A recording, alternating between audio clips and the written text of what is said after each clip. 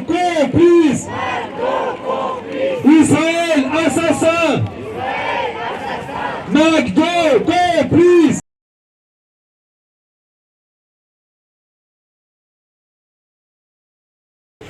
Dès le 7 octobre 2023, une seule parole a été autorisée, celle des génocidaires.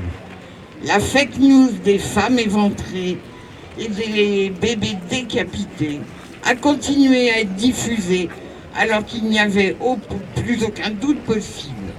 La seule question à laquelle on avait le droit de répondre était « Est-ce que vous condamnez le terrorisme du Hamas ?» Ces médias à la botte portent une responsabilité énorme dans un génocide qui a tué des dizaines de milliers de Gazaouis, dont une majorité de femmes et d'enfants. Pendant plus d'une année, ils n'ont rien vu et rien entendu, ni les immeubles et leurs habitants pulvérisés, ni les civils palestiniens exécutés sommairement. Ils ne nous ont pas dit que les prisonniers ont été torturés. Ils n'ont pas exprimé de réprobation quand des manifestants israéliens ont bloqué les camions d'aide humanitaire, quand les dirigeants politiques israéliens ont déclaré qu'il n'y a pas d'innocents à Gaza, et quand ils ont donné l'ordre de tuer les femmes et les enfants. Ils nous ont à peine dit que les hôpitaux ont été rasés ou que des soldats se sont filmés jouant avec des jouets d'enfants ou des sous-vêtements pris dans les maisons détruites. Rien n'a changé. Dès la signature de la trêve, on aurait pu croire que ces médias allaient enfin renouer avec un minimum de professionnalisme et d'objectivité. Pas du tout. L'exemple suivant est plus qu'affligeant. Le 25 janvier, France Info TV diffuse un bandeau sur l'échange entre 4 soldats israéliens détenus à Gaza depuis le 7 octobre et 200 Palestiniens et Palestiniennes. Pardon.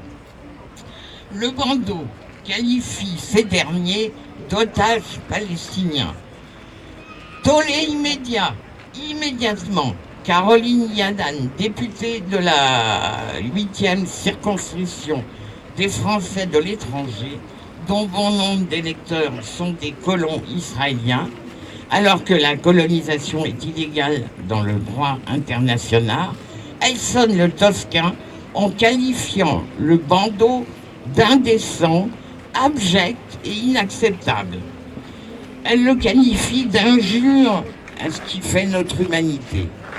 Eh bien, la direction de France Info a instantanément obéi aux ordres des relais du gouvernement israélien.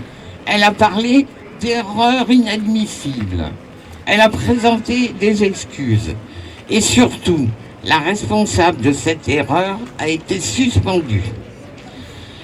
L'UJSP se permet donc de donner quelques leçons basiques de déontologie à la direction de France Info. Depuis 1967, 900 000 Palestiniens ont connu la prison. C'est 40% des hommes entre 15 et 50 ans. Ah, vous ne le saviez pas. Parmi les prisonniers palestiniens pour lesquels vous refusez le terme otage, il y a de nombreux enfants, âgés souvent de 12 à 14 ans et qui sont condamnés pour des jets de pierre.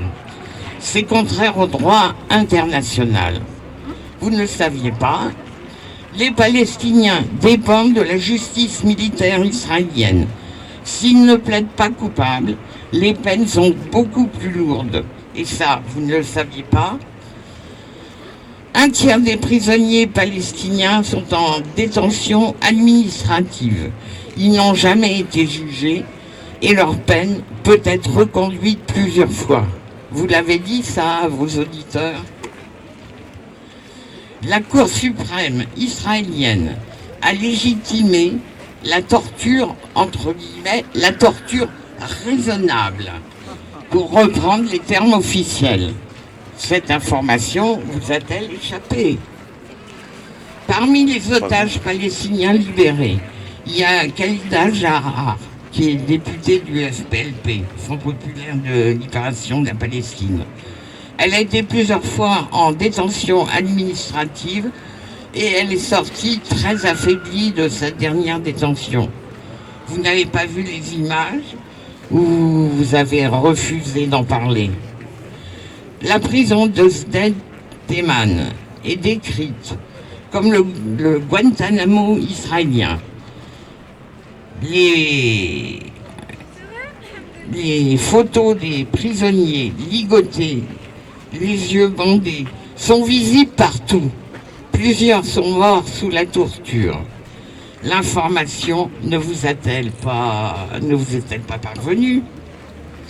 Et Israël refuse de libérer des prisonniers emblématiques comme Ahmed Saadan ou Marwan Barghouti.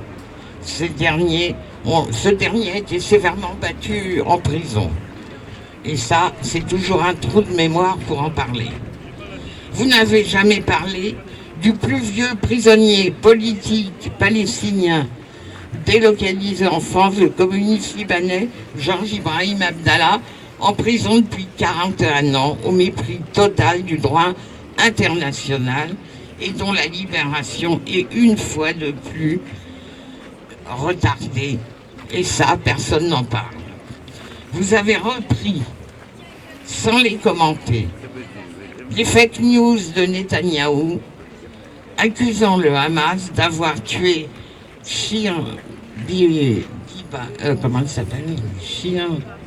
Biboa, alors qu'il y a strictement aucun doute, elle et ses 2 bébés sont morts dans des innombrables bombardements sur Gaza. Il y a eu 500 000 tonnes de bombes. La nouvelle a dû, elle aussi, vous échapper. Et il est miraculeux, il n'y a pas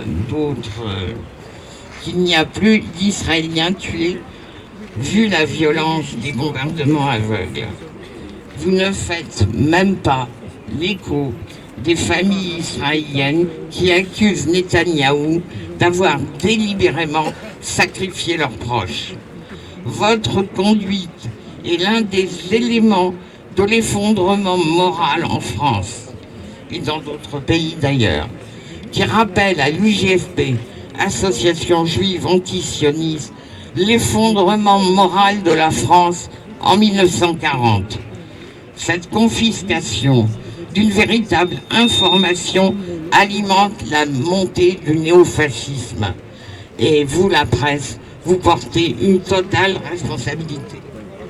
Le Ramadan, les dates n'achetons pas. Merci au groupe PDS ici présent qui fait un énorme travail.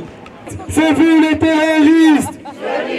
Fascistes! C'est vous les terroristes! Sionistes! Fascistes! C'est vous les terroristes!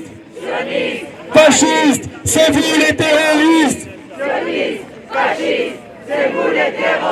Sionistes! Fascistes! C'est vous les terroristes!